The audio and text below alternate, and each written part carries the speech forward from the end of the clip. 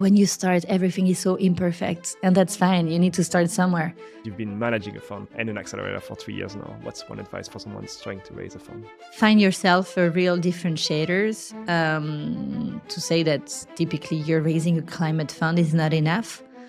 Do you at all look at a technological readiness level at early stage?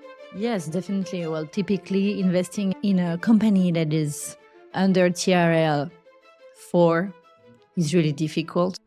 That's Raphaele Leyendecker, a managing director at Techstars Sustainability Paris, where she has invested in more than 70 climate tech startups, while also serving as a board member for many of them.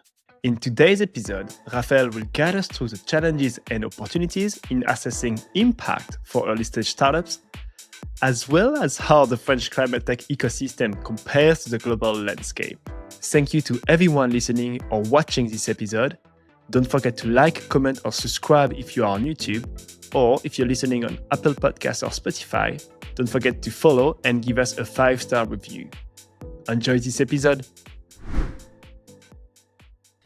I think the first thing we need to define is, what do we mean by impact assessment? Like, what is it exactly? This is a great question, Hugo. Thank you for asking. Does it really exist? That would be actually my question. It's been 3 years so far. I've been investing in B2B high-end environmental impact companies.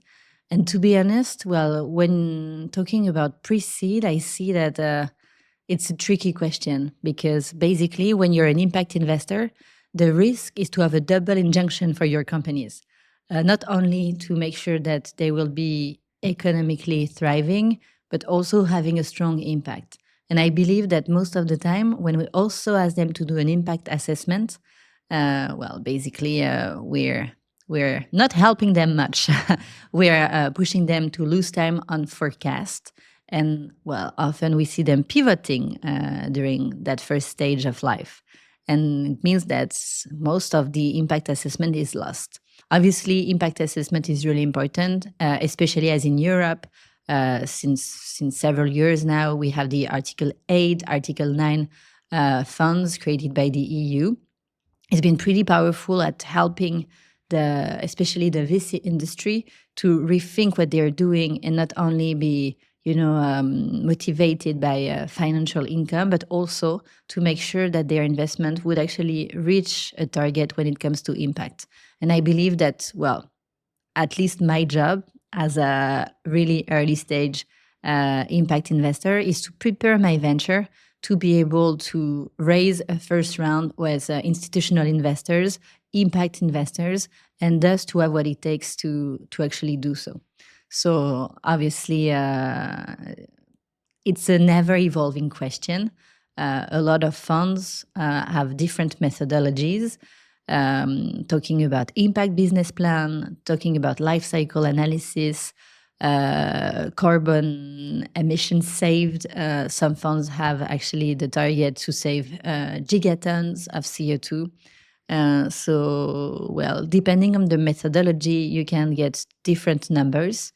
What we are actually doing at Techstars Sustainability Paris during our 3 months program with entrepreneurs is to, one, help them understand what is their impact metric, because when you're doing typically a company in the energy sector, it's pretty straightforward. Most of the time it's CO2.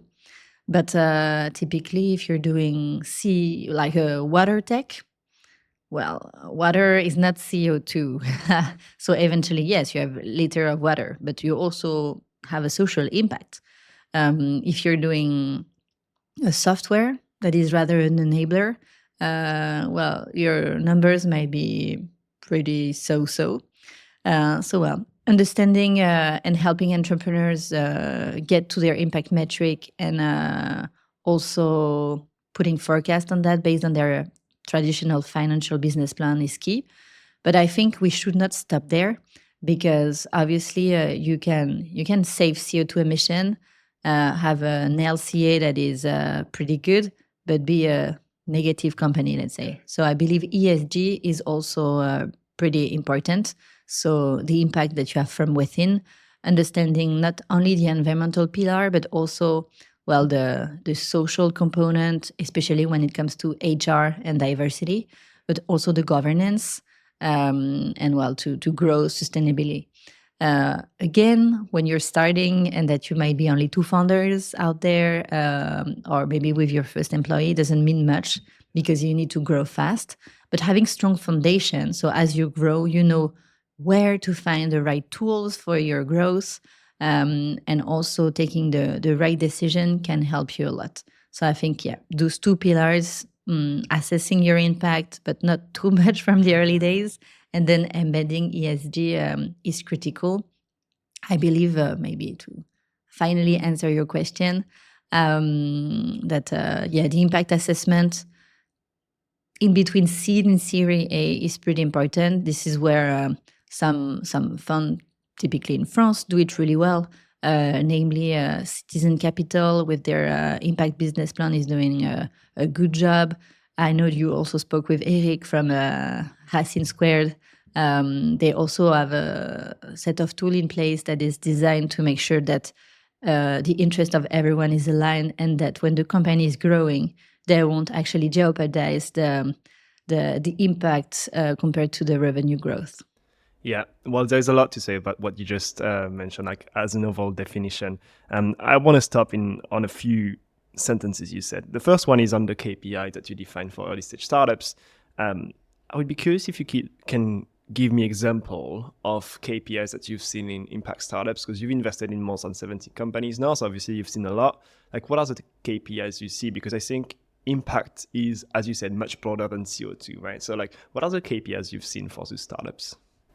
Well, first of all, when you start, KPIs is so tricky because, well, let's say that,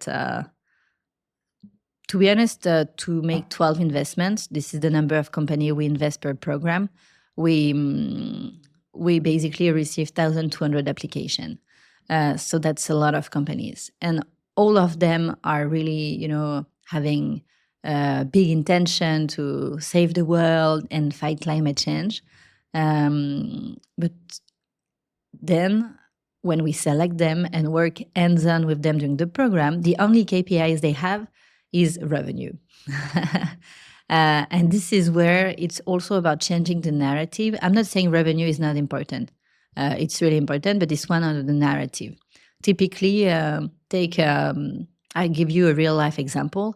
I invested in a great company, French, called Bib Batteries. When Martin and Pierre Ramos created Bib back in 2021, well, they entered the program in 2022. The goal for them was also to train their machine learning. They were doing big data to analyze the life cycle of batteries. And they choose to start with a go-to-market on micromobility. So they could work with typically Voi and all the bikes and scooters to understand, well, how the battery was used and how it could be reused after that life. You understand that, well, the impact is obviously on the reuse of the battery cells.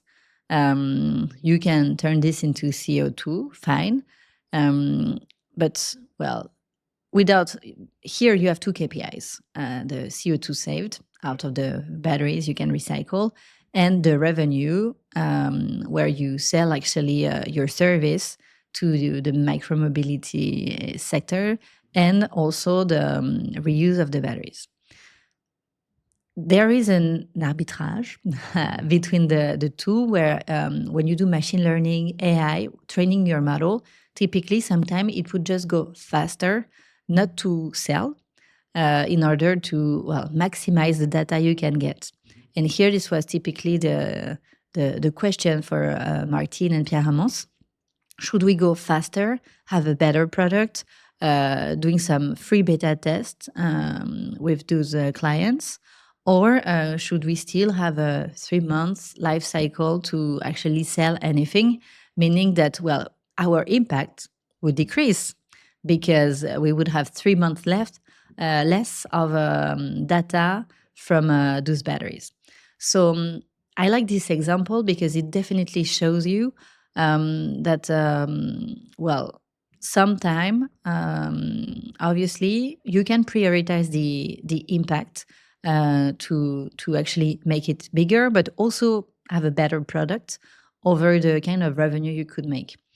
This is also a true example because the revenue were limited for such POCs, where obviously, I don't know, when you do hardware, I have another company doing floating solar panel, Eliorec, placing their panels for free would not, advance them in anything because they would also lose money placing the panel for free when it's not the case for your software.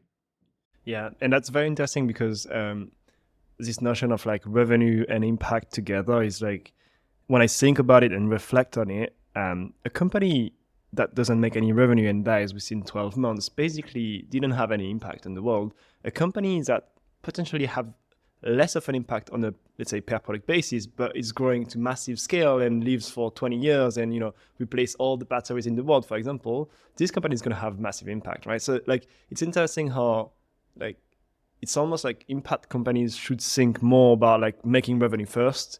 I had this great discussion with like the general partner of World Fund, and he said like they only invest in companies that can sell their product to climate deniers because he wants them to have like a true value embedded in the product as opposed to only the climate impact, which is very interesting. And I love the example you gave. And interestingly enough, I met with a founder yesterday at the Climate Coffee. To continue on that discussion, I'd be curious if you have on your side like tools or like framework that you use, because obviously, as you said, like you want to set the right foundation to make sure that once they reach like the next stage of financing, they are better equipped. But what are the tools and framework you use? Like, do you have anything in mind that when you assess a company, you try and go through like a specific framework in your mind to assess whether like that could be a great impact company? No. No. I will give you some example of tools and templates, but to be honest, as I said, my job is to invest really early stage. And also the fact is investing in twice a year, 12 companies, 24, makes it that it's much more about the people. As I'm the first check also in those companies, there is not much to assess. So it's really investing in people first and, making sure that they're really focused on execution. They have the ambition it takes. Obviously, also making sure that there is a real big problem behind what they're solving and that, they have an early traction that is pretty sexy. But to be honest, me, apart from checking the SDGs, UN SDGs, and believing that indeed the problem is massive, meaning that, we are in a 1 billion plus market, is sufficient. Then again, going back to the content we're providing with the founders during the program, there are many, so I don't think there is a strict guideline. But typically, if you're in France, you can check what the Mouvement Impact France is doing. They have a pretty cool tool that I would definitely recommend. There is another, I think it's a Dutch organization, the Impact Business Model. I like a lot also their tool. We actually started working on our own framework to follow up the impact of our companies with SustainSoft. This is one of our portfolio companies. They pivoted now and they're really focused on CSRD. But typically their tools still cover that framework. So you see, there are a lot of different tools, but to be honest, it depends really the kind of business you're doing. I use Scope 1, 2, 3. In that case, there are also different tools in the market. We have another portfolio company called Carbon Bright. They tackle Scope 3. It's a great tool. So this is why I can't be too generic. I know that in France, a lot of impact investors use Zay. It's also an online tool to follow the impact of the portfolio companies. So a lot of different things. That makes sense. And I mean, so to summarize what you said, I think the key word there is like intentionality from the funding team, which basically means like, is a team doing this company to have a positive impact in the world? Like, is it core to what they want to do? And if that's a yes, then can we say at early stage that's enough? roughly speaking? Pre-seed, yes. Pre-seed, for sure. yes, right? And then when you're growing, you need to set up the right foundation. But that's all a question of momentum. So just be ready to do it when it's proper. Typically, having the B Corp label, the ISO certification, when you're starting and doing nothing, no, don't do it. That's not proper. But then if you're starting to have revenue and that this is definitely a game changer for your clients, yes, you should do it. Would you say that they shouldn't do it because it's expensive and takes time? Yes, I definitely share your point of view that start by making revenue. This is your best chance of sustainability. Sustainability being that you can stand on your 2 feet. I love to repeat to my founders that good businesses make good money. This is true in every way. When you're a good business, it means that, well, you're a business before everything. So that, well, you create wealth, basically. If you're good, meaning that you have a good impact, well, also that you will demonstrate a positive impact. And well, having a positive impact plus good revenue will help you attract investors because, well, everyone is aligned. Yeah, for sure. And I think, it's not that investors are greedy. It's just like the way it is, like investors need to return their fund. And in order to do that, they need to invest in companies that make revenue. Well, I have a question in mind, but it's a bit off script, but we'll still go there. Do you think that every investor or like every VC should have somehow like an impact assessment, even though they don't primarily invest in climate or like impact solutions, but like say I'm a standard VC investing in tech, like should I have an impact assessment? Like should that be part of what I do?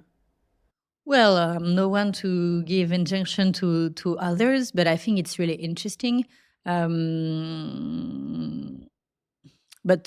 I guess society should have an impact assessment, not only investors. This would drive us to a topic on a carbon tax, typically that I love. So interesting topic. The thing is, obviously, the investor role is about what kind of society we want to build. So as of now, obviously, the most common KPI is well, money, and well, this is why I also think that Europe is basically at the forefront of the regulation. And I say regulation, but it's not even regulation. I think it's just incentives with this Article 8, 9, kind of proving that, well, we can also reshuffle the cards and make an inflection toward the investment world. It's a really tiny, tiny part. We're talking about venture. This could be the case for a lot of other, different investor sector. But also in Europe, with what's happening in the ESG regulation, I think we are doing pretty well compared to what's happening in the US typically.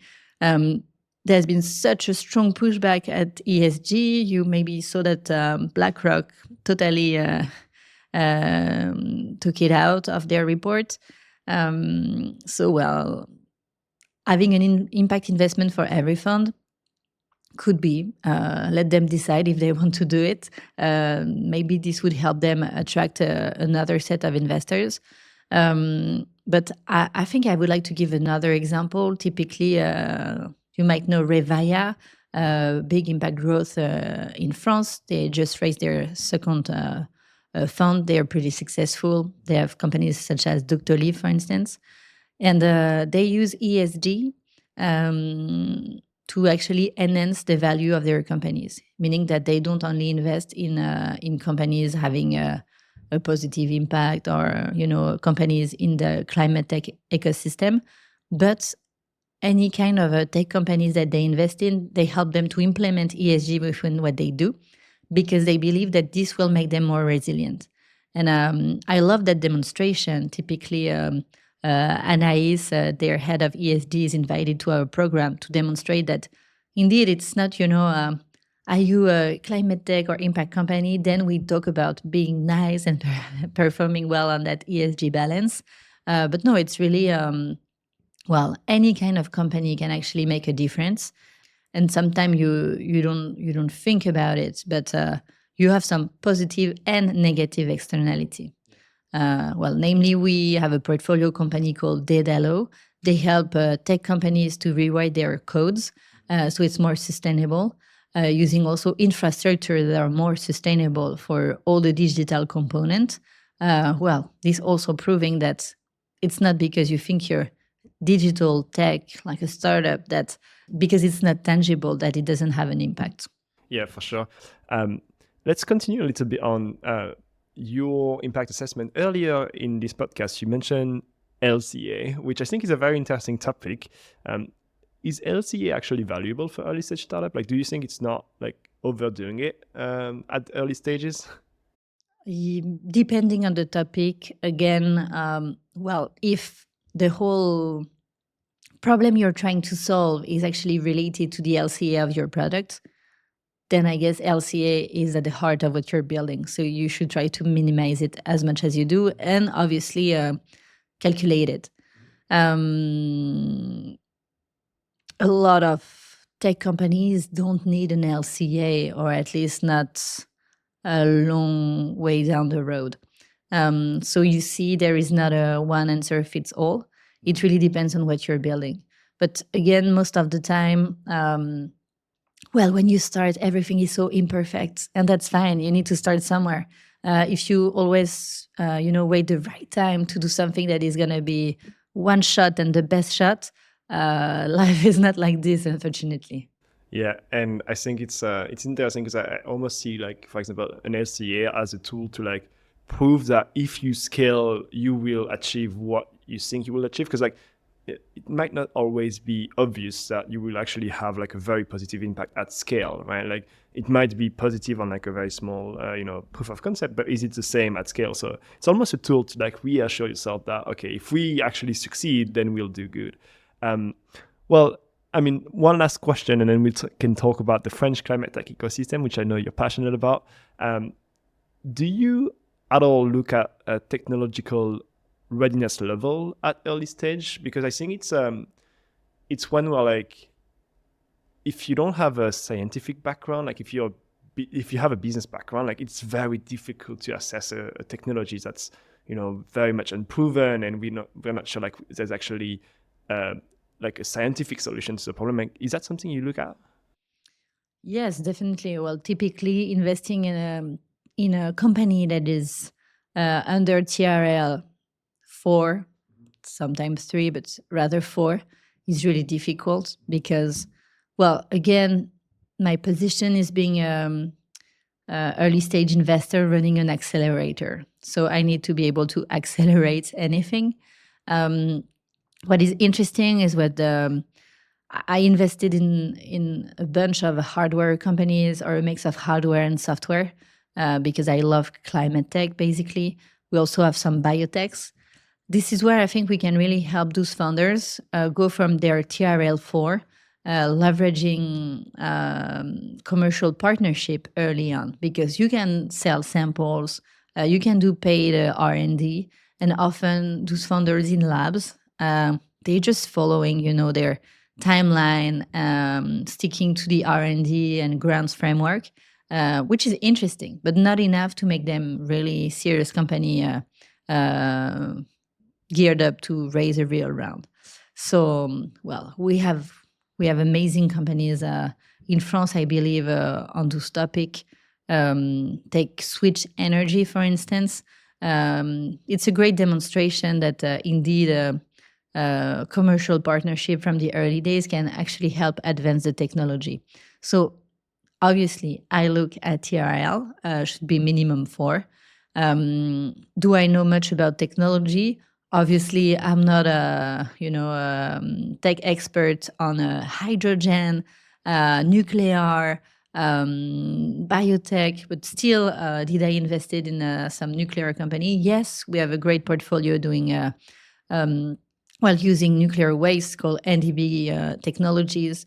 In the water technology, we have a great company founded by 2 former students of Polytechnique, creating water out of the air. It's Cumulus Water. We have 2 great biotech companies, namely S-Lab and Outlander Materials. So it means that, you don't invest alone, you ask for the expert feedback when you're actually selecting those companies. And well, luckily at Techstars, we have a broad network of mentors and tech experts. For sure, there's a lot of people in the Techstar community, but it's interesting because your job anyway is to just make sure that if they reach scale, once it has a positive impact, and second, or like it's the other way around, it's has a great revenue and can achieve your returns for the fund basically, and on the other side also have a positive impact, which means that you don't have to know every single detail of the technology to invest. But let's switch gears a little bit. Let's talk about the French climate tech ecosystem. I think when I see it more and more, like I kind of think that France is really a place for like great innovation for climate tech. I think there's a lot of incentives to do it in France, but I'll let you cover this topic. So I think we can start, and maybe sometimes the best way to define something is by what it's not. So maybe we can compare the French climate tech ecosystem to other regions, like the Nordics or like the US. Like, can we start there? Sure. Well, to be honest, when I started Techstars in Paris three years ago, it was obvious to me that I wanted to set my investment thesis on sustainability. This is where I got the renaming Techstars Sustainability in Paris, sourcing sustainability companies globally. And I thought that Paris was uniquely positioned to do so because indeed we got the Paris Agreement. I think sustainability is pretty embedded in our lifestyle. The mayor of Paris, even if she's really criticized, did a great job. When you see the city now, you can bike easily, and you can also walk easily. So this is really, really nice. We also are at the forefront, I think, of several regulation, namely CSRD is performing pretty well. So I think France is pretty dynamic when it comes to lifestyle and regulation. Many also say that we have great engineers, great, I was naming Polytechnique, but engineers regarding, a lot of deep tech. So we could say that, France is uniquely positioned on this topic, but there is a but. What I saw actually in those 3 years is that, still France is pretty slow. Take the tech VC ecosystem. We have some institutional VC funds that have been around for a while. Some of them are doing deep tech since a while. And as the climate tech word even was growing, they got more interested. But was it a trend that they launched? For sure, no. And also, apart from these big VC firms, we didn't see emerge many specialists in France, to be honest. So I think compared to what arose in the UK, in Germany, in the Nordics, we took a lot of delay. And I am talking in the past because, Citizen Capital has been around for some time. Wind Capital just raised a good round, and it's good. Racing Square as well is doing a good job. But in the UK, you take ETF Partners, 2150, and in Germany, Planet A Venture, the World Fund. Those are 250 million funds, and they're raising the next round that is going to be even bigger. So I think our pockets are much more limited, and also the teams are not that much scientists. If you took the example I gave you, they have real scientists in the team. Most of their approach is also based on the CO2 emissions saved, which can be questionable. I think if you take the Nordic approach, I also love what Norsken is doing. Pale Blue Dot, that you named several times, is doing a fantastic job. They also invested in our venture Pelican Mobility. I think, it's interesting that, first of all, they were not targeting climate tech per se, because it was always kind of global sustainability. And this is where today there is kind of the RIP climate tech. Obviously not. The problem is far from disappearing. And so I think it's kind of like, the generalist fund thinking about climate tech understanding that they need to be a bit more intentional about the kind of solution they want to tackle, because climate alone, is it climate? Is water tech part of climate? Clean tech is climate, or what about the biotechs? Well, I think the discussion is not maybe worth that much time. It's rather about, indeed, what kind of investment tools you need, talking about venture debt, talking about grants, but also talking indeed about the kind of investors and their background that you need to make sure that those companies will be a big hit. And do we need more specialized funds, you think? Yes. I think, well, there is anyway a path now where we see that to build real meaningful companies that can address also hardware and deep tech, you need to, well, have larger pockets, be able to, as I said, do venture debt, infrastructure. So it's also a different kind of profile. There is a bit of a blur line now between, the typical private equity sector with the infrastructure fund and the VC willing to tackle, so-called climate tech and with the energy sector typically. And you mentioned one of the weakness, which is that we are rather slow. Is it at every level? Like, are, for example, big corporate very slow to adopt new products? Is government slow at pushing regulation? Like, where are we slow in France? Like, what are the parts of France that are slow in pushing that climate tech ecosystem? Sorry, I don't have all the answers, but I wish that typically we have really big corporation in France, which is a big wealth. This is also pretty unique in the world, to be honest. Take Total Energies, Engie, Suez. They're global companies and they are French, so it's pretty amazing. That, yes, to be able to help our startup to close a deal with them, it's kind of about, yes, you need to pitch the COMEX to do a free POC with exclusivity. So you see, it's a bit too much. I think, if we could actually translate the means that are available for R&D into innovation, we could advance the business much further. This was kind of your question, with the technologies like, okay, TRL, where are we? All the technologies at the beginning are imperfect.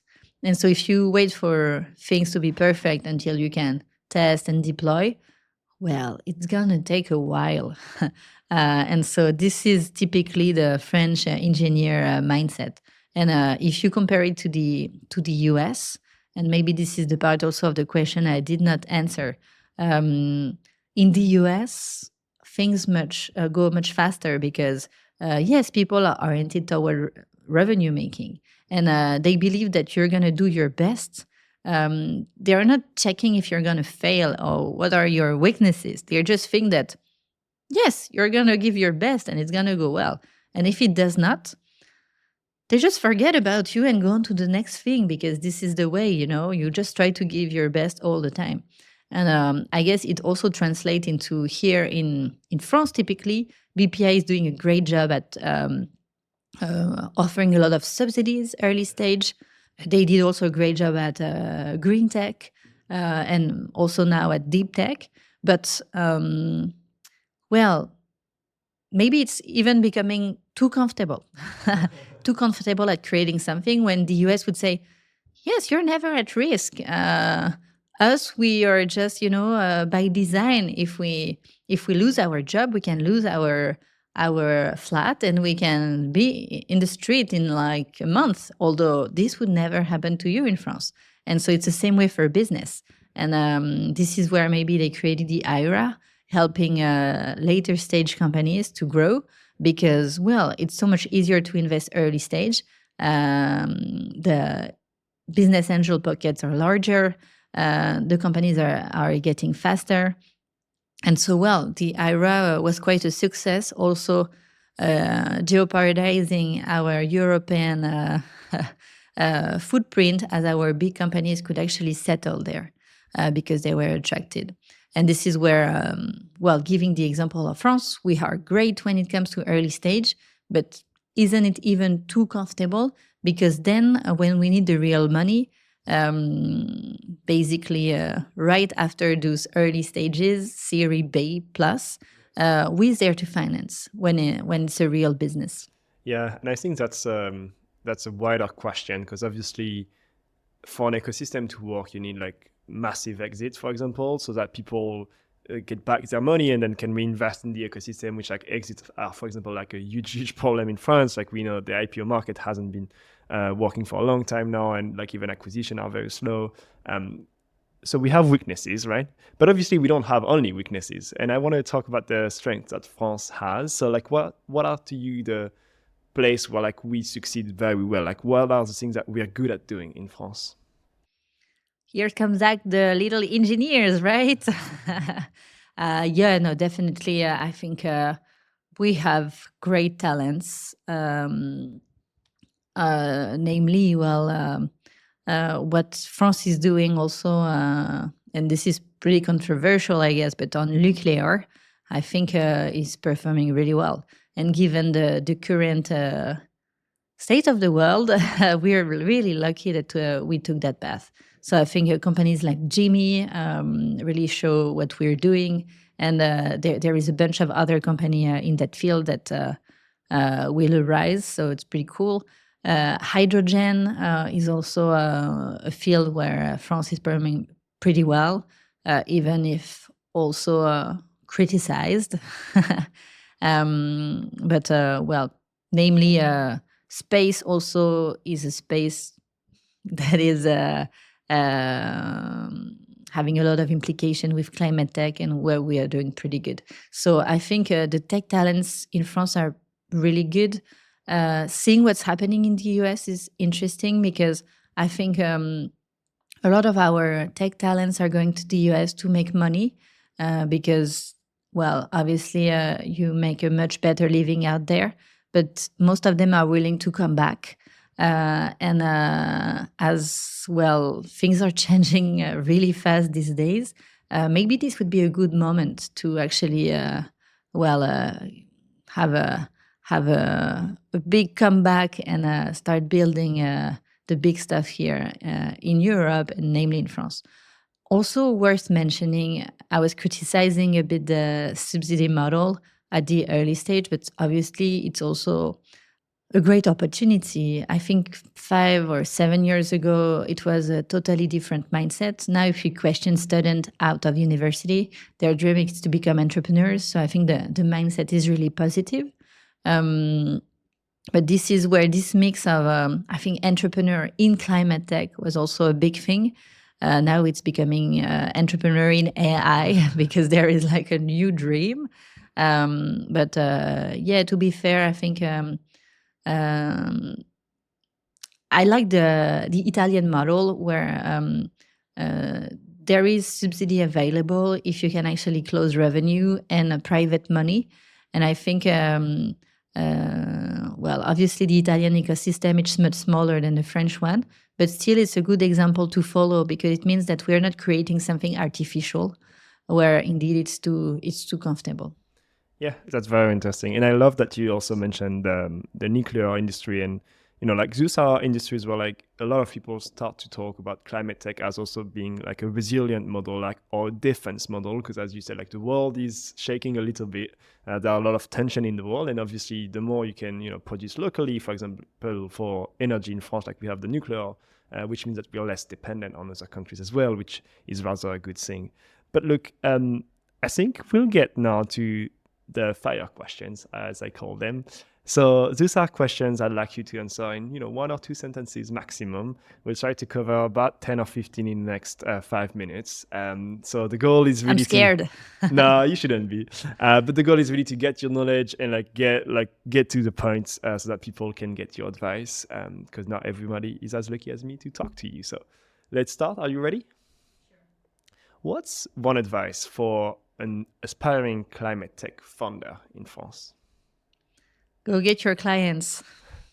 That's really good advice. Go make money. What are those things that are three of the most important things if you want to become a successful investor in climate tech? focus on people, people, people. Yeah, especially if you're early stage investor. What are 3 things you've learned from investing in 70 startups? Well, it takes a long time, but this I guess I knew being an entrepreneur myself. So this would be the first thing. Also, well, same idea. Invest in people. Ehab, Tricky, and Mohammed Ali, they created Cumulus, and they didn't want to exit within 4 years. They really want to deliver water where it's not flowing, and I'm sure they will have a tremendous impact. This is something that you're not building overnight. This takes time, but it's gonna be huge. And I feel lucky I have so much example like that. And maybe so the third thing is well, I think being collaborative is a game changer because yes, commercial partnership from the early days, so meaning a good network of corporates. Also, welcoming investor early days so they can see what's behind the curtains. Having good mentors, so you see it's kind of a kind spirit that can actually help the founders go to the next level. Yeah, I mean, nobody wants to work with someone that they don't like, right? Like, or invest in someone that they don't like. It's great. It's great advice, and it's great reflection on your work. And I like the fact that you also say it always takes longer than you expect. So I think it's very common across many investors. What is one advice you would give to a global investor, so someone outside of France that wants to invest in a French climate tech startup? Like, if they are looking to invest in France, what's one advice you would give them? Well, I don't know if it's an advice needed, but yes, we have great French companies. If you can help them to indeed go global faster, meaning start outside of France, give them the correct mindset, make sure they speak English. I love this one. What's the most impactful climate tech innovation you've seen during your last 3 years at Techstars? I keep talking about them. So I love Cumulus, obviously, a water tech company, but can also talk about Miners AI. Mason and Tommy are great founders. They actually use AI and big data to help exploration company for critical minerals. This is really at the entry of the value chain for a lot of energy topics, namely batteries. But well, you could hear me talk for hours about that topic because 70 companies is a lot. Yeah, I feel like I'm asking you to choose between your babies. Yeah. What's one misconception about France when we think about climate tech? Like, what's one myth that's not true about the French climate tech ecosystem and startups? Well, it's a tricky one because there is the French tech ecosystem seen by the French, where we feel at the center of everything, and the climate tech ecosystem seen by the world. And as I said, I think also what I didn't say during my comparison between France and the rest of Europe, namely UK investors, the Nordics, German investors, they are actually investing at least Europe-wise, if not worldwide for some of them. French are always focused on France, most of the time at least. They would tell you, no, it's not true. I do a bit of Germany and a bit of Spain. But to be honest, they are really focused on France.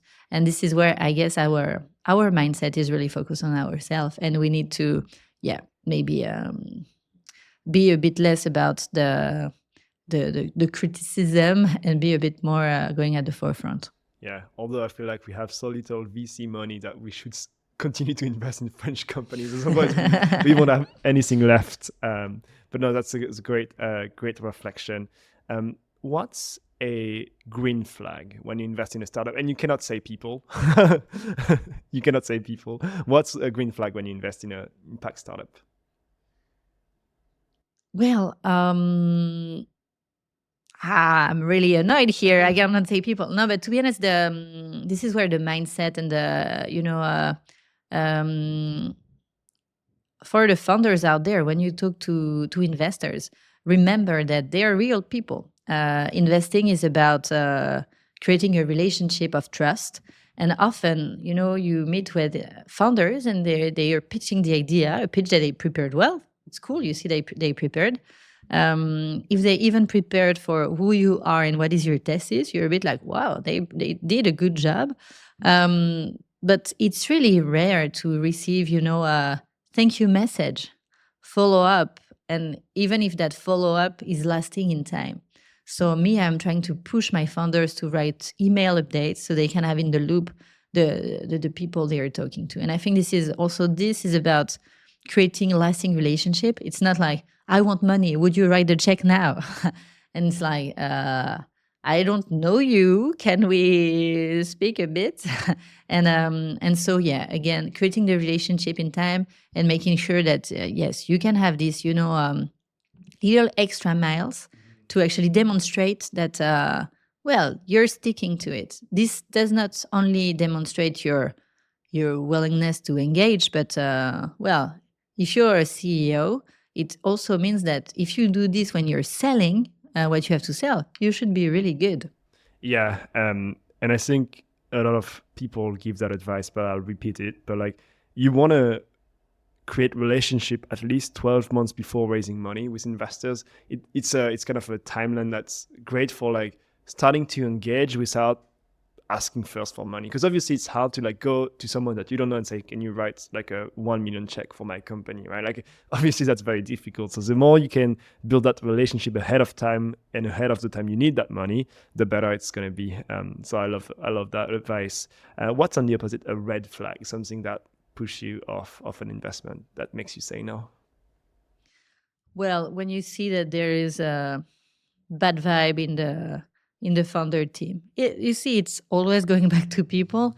But indeed, I don't know if you have two or three founders in the discussion and they're cutting each other or they disagree or that you feel that there is a bad vibe. Well, you're here to last with them. And so if you think they're going to break up soon, definitely not a positive sign. Great, interesting. What's one underrated opportunity in climate tech globally? One sector that's not been addressed so far? It's not addressed, but not enough. But also because there are not enough projects, it's definitely water. Very interesting. Well, two questions left, and then we'll wrap up this episode. The first one is, what would you say to someone that says that climate tech is philanthropy? Joke. Got it.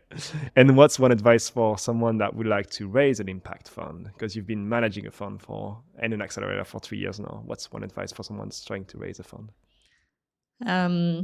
Yeah. Find yourself a real differentiators. To say that typically you're raising a climate fund is not enough. What is it about? Is it about, yeah, some are talking about the impact assessment, but even this, I think now it's been more mature, is not enough. Is it about, I don't know, you're at the intersection of AI and the energy sector. You want to specialize in water tech and you have a special expertise. Are you really early stage and you have the network to help those founders with mentors you have in your field? So yeah, strong differentiator. Really love that. Well, thank you so much for today. I think it was a great discussion around, well, first of all, I can finally say, I think that impact assessment at very, very early stage is more a myth than reality. I'll conclude on that. And then we also discovered the strengths and weaknesses of the French ecosystem. What's one resource, so like a podcast, a book, a movie, something that people should go and watch if they want to dive deeper into today's topic? There is a book coming straight into my mind, but it's nothing to do with that. But I think it helps you also kind of rethink our model. I like a lot the economist Timothée Paris. In French, the book is called Ralentir ou périr, slow down or die, basically. So it's about degrowth, which might sound a bit counterintuitive when you're doing finance and investment. But I believe it's also eye-opening on certain topic. I love that. Where can people find you online if they want to reach out? LinkedIn, for sure. Great. And one last question for you today. Who's the next, climate investor that should be in your seat for an interview? Interesting because, I see you had great people already. Eric, Thomas. You also had Olivier, right, from Wind Capital? It's coming on a podcast in 2 weeks from now. Okay, cool. So maybe Margarita from 2150 VC in Love the that. UK? I'll reach out. Thank you so much, everyone, for listening to this episode. And if you like the show, you can always like, comment, and subscribe to this episode. Thank you so much. Thank you.